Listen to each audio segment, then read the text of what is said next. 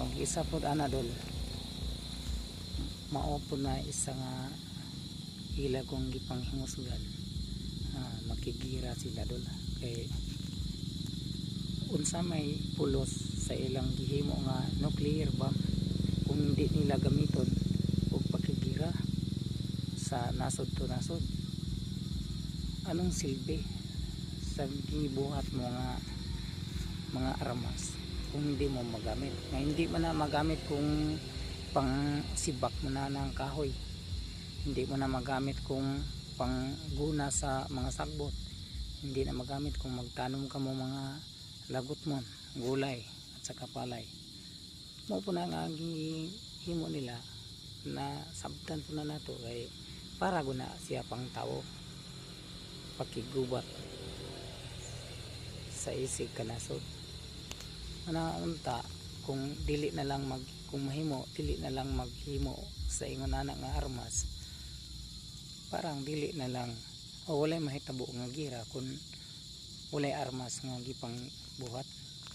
Upo ka na nga kay dili biya ingon nato nga ang usa ka nasod ko na ay makasayop dili biya tanan ang sadan atong tanaw ginsa tong sayopan mo atoy muti ang ngayan nga desisyonan nimo, istoryahon nimo kung sayop ang gibuhat.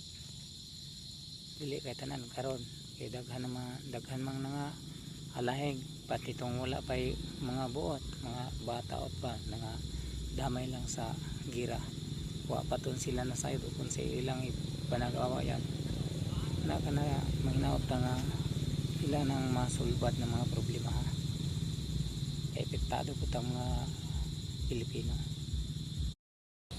Mag-isa po anadol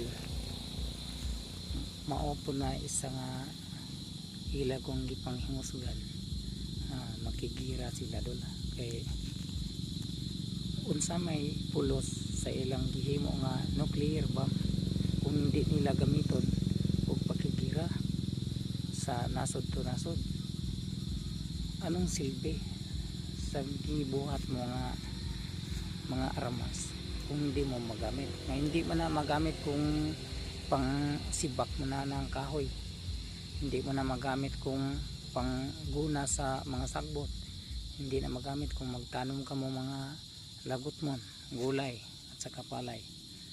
Mo po na nga himo nila na sabtan po na nato kay para guna siya pang tao pakigubat